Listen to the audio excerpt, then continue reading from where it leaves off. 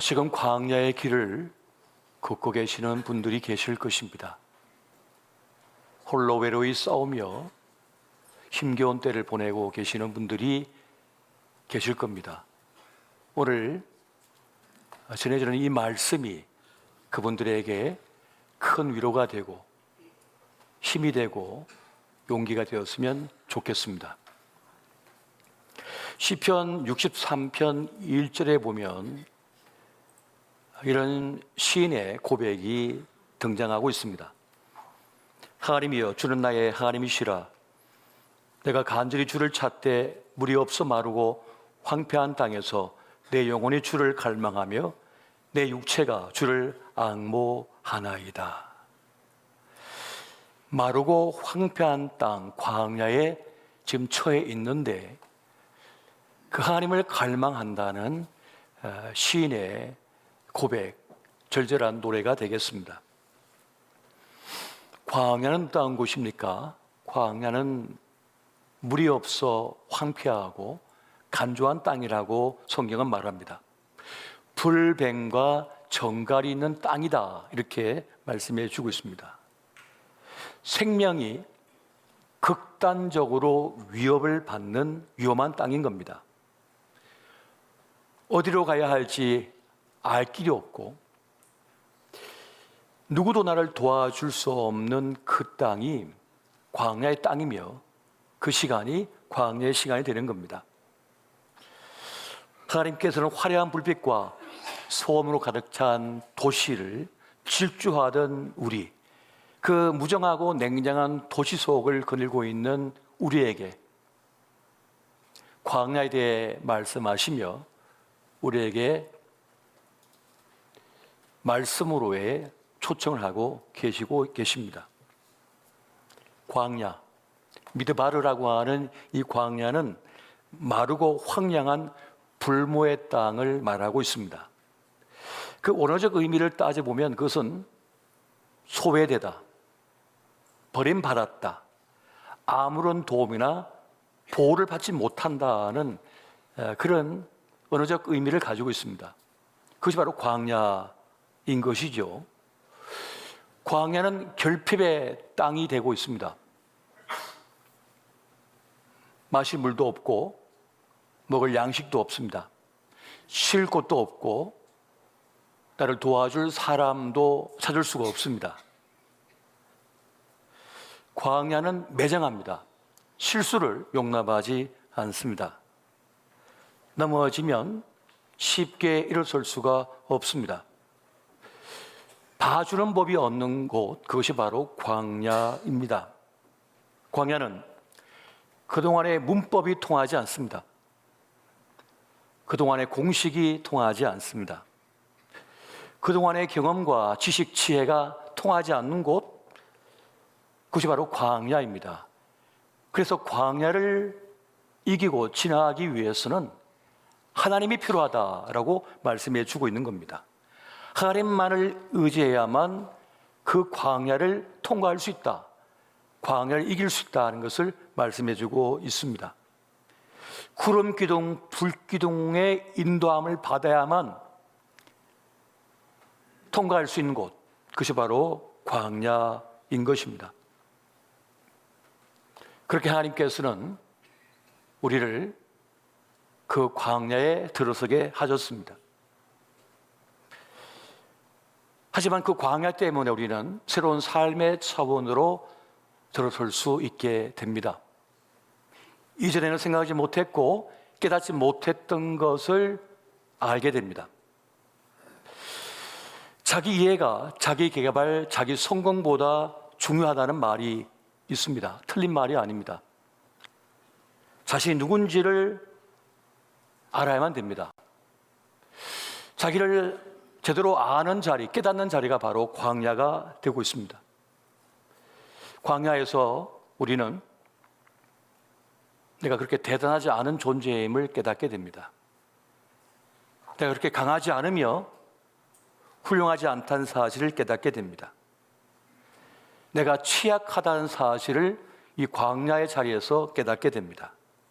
나의 한계, 나의 무기력함을 깨닫게 됩니다. 내 안의 나를 만나는 자리가 광야입니다. 그래서 이 광야의 길을 통과하는 가운데 그 어둠 속에서 내 안에 있는 나와 대화를 하게 됩니다. 내 안에 있는 나와 대화를 하는 사람이 될 때 우리는 타인과 진정한 대화를 나눌 수 있는 사람이 됩니다. 그렇게 광야는 나를 철들게 하고 새롭게 하며 깊게 만들고 있습니다. 또한 광야는 구원의 하나님을 만나게 합니다. 그냥 말로만 들었던 하나님, 문자로만 계셨던 하나님을 광야에서 직접 호흡하며 목도하고 만나게 됩니다. 그래서 멀게만 느껴졌던 하나님과 진정한 대화를 나누는 사람이 됩니다. 철저하게 자기를 부인할 수밖에 없는 그 자리에서, 그 광야의 자리에서 그 옛날 모세가 떨기나무에 임하셨던 불꽃으로 오신 그 하나님을 만나듯 그렇게 하나님을 직면하게 됩니다. 내 신을 벗어라. 네가 선 땅은 거룩하니. 내가 선 자리가 그렇게 귀한 줄 몰랐습니다. 내가 가진 것이 그렇게 대단한 줄 몰랐습니다. 내 가족이 그렇게 거룩하고 존귀한 이들인지 몰랐습니다. 그런데 그 광야에서 하나님을 만나고서야 그렇게 소중한 것들이 나에게 있었다고 하는 사실, 그 속에 내가 있다는 사실을 깨닫게 됩니다. 야복나루에서 야곱은 하나님을 만납니다. 그런 야복나루에서 그의 모든 것을 동원합니다. 그가 가진 모든 재산, 돈을 사용합니다. 자신의 처자식을 인정에 호소하기 위하여 사지로 먼저 보냅니다. 그렇게 야곱은 자신이 이 세상에서 가용할 수 있는 모든 능력, 모든 지식, 모든 지혜를 동원합니다만 문제가 해결되지 않습니다.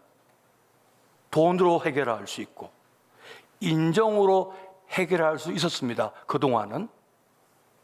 그런데 이 야복 강가에서는 통하지를 않는 겁니다. 그야말로 광야입니다. 그 자리에 하나님께서 찾아오십니다. 굳이 야곱과 씨름을 해주십니다. 그리고 줘주십니다. 야곱의 이름을 이스라엘로 바꾸시고 그의 인생을 새롭게 열어가십니다. 이것이 광야입니다.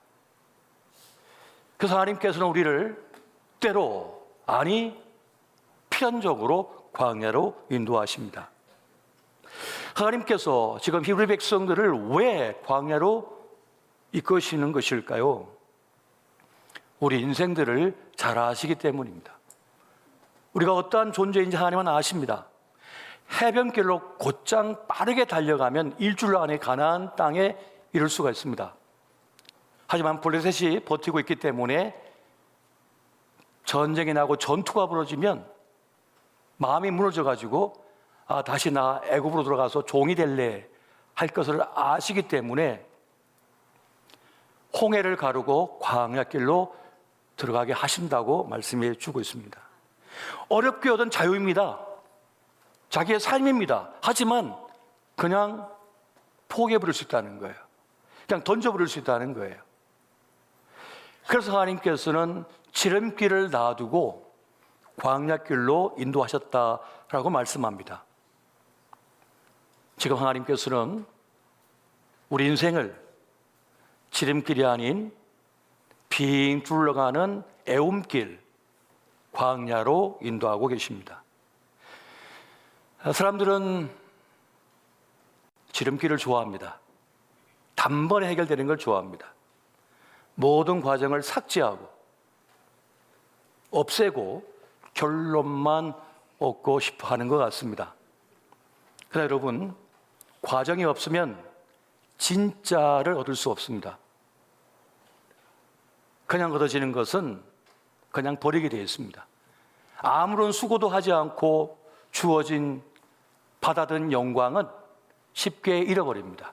그 가치를 모릅니다. 그래서 대가를 지불해야만 진정한 내 것이 될 수 있습니다. 땀을 흘리고 피까지 흘려야 진짜 내 것이 됩니다. 하나님은 그 과정을 겪게 하십니다. 실패와 좌절, 눈물은 우리를 진짜가 되게 만들어 버립니다. 여러분, 사람마다 버리고 싶은 기억이 있습니다. 잊어버리고 싶은 사건이 있습니다. 없었으면 하는 때가 있습니다. 다 남기고 그것만 속가됐으면 좋겠어요. 그런데 하나님은 그렇게 하시지 않습니다. 그게 자랑스러운 기억이든 부끄러운 기억이든 그것이 우리의 삶의 부분이라고 받아들이라고 말씀하고 있습니다. 그것이 내 인생이기 때문에 그러하다는 것입니다. 광야는 힘들지만 존재의 용기, 존재의 힘을 얻게 만드는 장소가 되고 있습니다. 그래서 광야 학교라고 하는 말을 사용하기도 하는 것입니다. 지금 어디에 있든지 내가 지금 있는 곳이 잘 모르겠다 하신다면 그 모르는 것을 즐기시기 바랍니다. 좀 몰라도 됩니다. 하나님은 모르게 하셨거든요. 다 알게 하지 않으셨거든요. 그러면 인생이 재미 하나도 없습니다. 모르는 건 모르는 채로 두고 가야 할 때도 있는 겁니다. 내가 다 해결해야 될 것 같지만 다 해결하지 않고 갈 때도 있는 겁니다. 하나님께서 그렇게 하신 겁니다. 그래도 어떻게든 됩니다. 하나님께서 함께 하시기 때문에. 여러분, 우리 있음도 하나님 때문이고 우리의 구원도 하나님 때문인 것을 믿으시기 바랍니다. 그래서 하나님께서 괜찮다고 하시는 거예요. 그러니까 너무 두려워하지 말라는 겁니다. 그런데 그 광야의 시간 때문에 진짜가 되게 만듭니다. 진짜 내 삶, 내 인생, 내 인생의 길을 걷게 만드는 거예요. 그런데 그거를 거쳤기 때문에, 그 과정을 넘어섰기 때문에 인생이 또 수월해집니다. 하나님께서는 거쳐야 될 과정은 거치게 만든 겁니다. 내 자식이니까 힘들지요. 내 자식이니까. 내 인생이나 힘들죠. 내 인생이니까. 내 문제니까 힘들죠. 내 문제니까. 나의 과업이니까, 나의 숙제니까 힘든 거죠. 그걸 누구에게 넘기시려고요? 그건 내 몫인 거예요. 내 몫이니 내가 담당해야 되는 겁니다. 왜 광야에 들어가게 하셨습니까? 그 길을 걸어야 그 길을 찾을 수 있기 때문입니다. 길이 되기 위해서는 길을 잃어보아야 하기 때문에 방황도 하게 만드시는 겁니다. 방황하고 잃어보아야 진짜를 진짜로 알게 됩니다. 사랑의 상처 때문에 진짜 사랑이 무엇인지를 알게 됩니다. 진짜 가치가 무엇인지를 알게 되는 거예요. 얼굴만 반반하니까 사랑한다, 좀 가졌으니까 사랑한다, 사랑을 모르는 거죠. 광야 속에서 진짜 사랑이 뭔지를 배우게 되고 깨닫게 되고 그 사랑을 지키는 사람이 되는 겁니다. 그 사랑을 이루는 사람이 되는 겁니다. 하나님께서는 광야의 길을 걷게 하시는 거예요. 하나님은 가짜 자유, 가짜 밥, 가짜 인생이 아니라 진짜를 살게 하고자 하시는 것입니다. 여러분, 광야에서는요, 다 똑같아 보이기 때문에 가야 할 길을 모릅니다. 어디로 가야 되는지 모릅니다. 어디서 얼마나 머물러야 되는지도 모릅니다. 지금 이 시간 동안에 무엇을 하며 보내야 되는지도 모릅니다. 그런데 무엇을 해야 하는지 모르는 방황 속에서 진짜 무엇을 해야 하는지를 알게 되는 거예요. 깨닫게 되는 거예요. 경험하게 되는 겁니다. 여러분, 고린도후서 4장 7절에서 10절 말씀 한번 보겠습니다. 같이 봅니다. 시작. 우리가 이 보배를 질그릇에 가졌으니 이는 심히 큰 능력은 하나님께 있고 우리에게 있지 아니함을 알게 하려 함이라. 우리가 사방으로 우겨싸움을 당하여도 쌓이지 아니하며 답답한 일을 당하여도 낙심하지 아니하며 박해를 받아도 버림받지 아니하며 거꾸림을 당하여도 망하지 아니하고 우리가 항상 예수의 죽음을 몸에 짊어짐은 예수의 생명이 또한 우리 몸에 나타나게 하려 함이라. 아멘. 이 말씀은 무엇을 말씀하고 있습니까? 하나님이 계신 인생은 넘어져도 망하지 않는다는 것입니다. 실패도 망하지 않습니다. 버림당해도 망하지 않습니다. 거꾸로 떨리고 짓밟혀도 망하지 않는 사실을 말씀해 주고 있습니다. 이 말씀 믿으시기 바랍니다.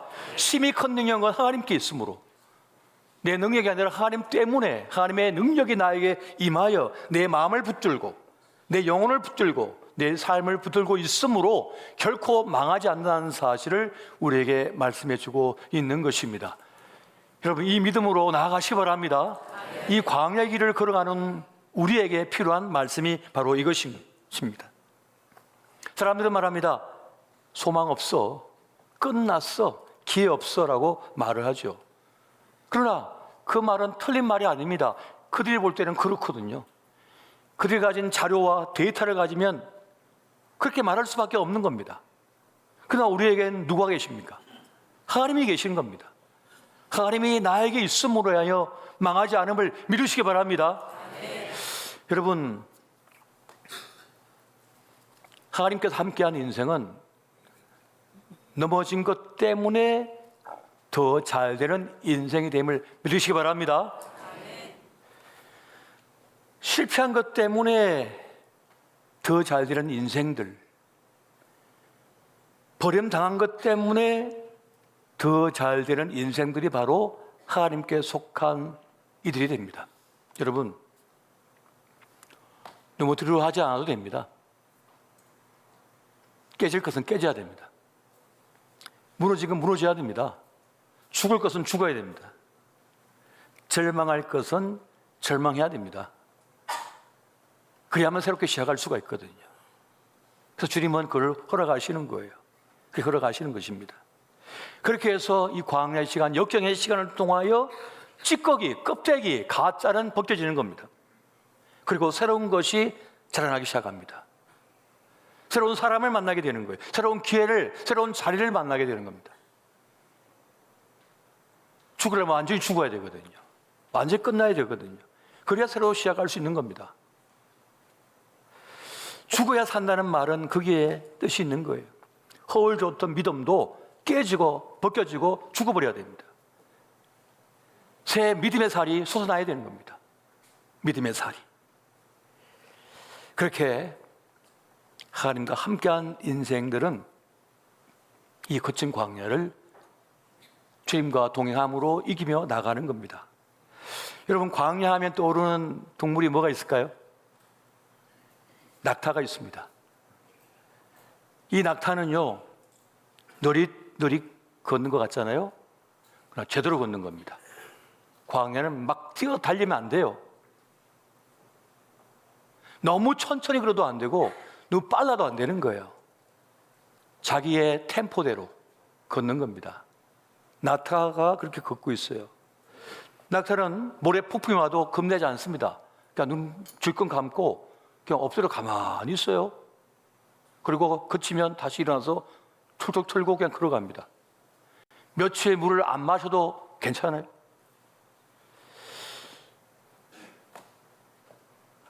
덤덤등승 나 있는 풀을 그냥 한 번씩 뜯어먹으면서 광야길을 걸어갑니다. 그런데 그 풀을 뜯어먹는 소리들을 보면 마치 낫으로 풀을 베듯이 촥 해가지고 뜯어먹거든요. 그리고 씹어요. 그래서 한 관광객이 그걸 보면서 재밌기도 하고 그러니까 자기도 풀을 한번 손으로 뜯으려고 했다가 손을 벨 뻔했대요. 얼마나 거친지 날카롭고. 그런데 낙타는 그 날카롭고 칼날 같은 풀을 그냥 낫으로 풀을 베듯이 샥 샥 하면서 그냥 잘라가서 입에 집어넣고는 씹어 먹어요. 강인하다는 얘기입니다. 적어도 거친 광야에서 살아남으려면 강인해야 된다는 겁니다. 우리에게도 그런 강인함이 있었으면 좋겠습니다. 주님께서 말씀합니다. 강하고 담대하라. 내가 너와 함께 함이라. 분명한 것은 이 광야는 누구에도 쉽지 않다는 겁니다. 그런데 주님께서 말씀하는 거예요. 두려워하지 마. 내가 함께 할게. 내가 너를 지켜줄 거야. 이사야 41장 10절에서 13절 말씀으로 오늘 메시지를 마치고자 합니다. 우리 같이 한번 읽습니다. 시작. 두려워하지 말라. 내가 너와 함께함이라. 놀라지 말라. 나는 내 하나님이 됨이라. 내가 너를 굳세게 하리라. 참으로 너를 도와주리라. 참으로 나의 의로운 오른손으로 너를 붙들리라. 보라, 내게 노하던 자들이 수치와 욕을 당할 것이요 너와 다투는 자들이 아무것도 아닌 것 같이 될 것이며 명망할 것이라. 내가 찾아와 너와 싸우던 자들을 만나지 못할 것이요 너를 치던 자들은 아무것도 아닌 것 같고 험한 것 같이 되리니 이는 나 여호와 너의 하나님이 내 오른손을 붙들고 내게 이르기를 두려워하지 말라. 내가 너를 도우리라 할 것임이라. 제가 20대 시절에 집을 나와가지고 신학하겠다고 이제 집을 박차고 나와서 그 서울 양계동 엄남 중고등학교 그 바로 앞에 있는 3층짜리 건물 그 옥탑방에서 기걸하면서 목사님 목회를 돕고 홀로 있는데 그 2년의 시간 동안 있는데 늘 당당했지만 어느 순간 막막해질 때가 있어요. 똑같은 또래 애들이 좋은 옷을 입고 학교를 다니고 있는데 그리고 부모님과 함께 그리를 그리고 있는데 저 혼자 홀로 그 저녁에 밤에 그 옥탑방에 서 있는데 그 막막함 속에서 하나님 앞에 손을 들고 찬양을 하면서 그렇게 기도를 했죠. 주님, 저는 의지할 것이 하나도 없는데 주님 제 길은 어떻게 될까요? 전 저에게 용기를 주고 힘을 주십시오라고 찬양하고 기도하는데 그 순간에 하나님의 음성이 들려와서 내가 너를 택했다라고 하는 이 음성을 듣는 순간에 그 모든 절망과 두려움과 그 모든 막막함이 싹 사라지면서 내가 혼자가 아니구나 하는 확신이 들면서 그 이후로부터는 웬만한 일을 만나도 꿈쩍도 하지 않는 저를 발견하게 됐습니다. 하나님께서 나와 함께 하신다는 이 사실을 분명히 붙들고 있는 사람은 내가 의도한 건 아닌 내 속에서 일어나고 있는 강렬한 힘, 나를 지탱해주는 뭔가 강력한 것을 느껴요. 마치 태산이 제 등 뒤에서 저를 받치고 있는 듯한, 앞에서는 거대한 비바람과 폭풍과 몰아치고 있는데 제 뒤에 거대한 산이 딱 버티고 있어서 전혀 요동치 않는, 흔들림 없는 마음이 돼요. 죽음도 아무렇지도 않고 실패도 아무렇지도 않으며 누가 나를 반대하거나 미워하거나 공격해도 아무렇지도 않은 듯한 그런 강렬함이 이 안에 분출돼요. 광야 길을 걸을 때 우리가 가져야 될 마음은 하나님이 나와 함께 하신다. 하나님이 나를 구원하신다. 내 생명은 주께 있다. 나는 괜찮다. 하나님께서 함께 하시니라고 하는 믿음입니다. 한번 따라해 보십시오. 하나님께서 함께 하시니 나는 괜찮다. 이 믿음으로 나아가시기를 예수 이름으로 축원드립니다.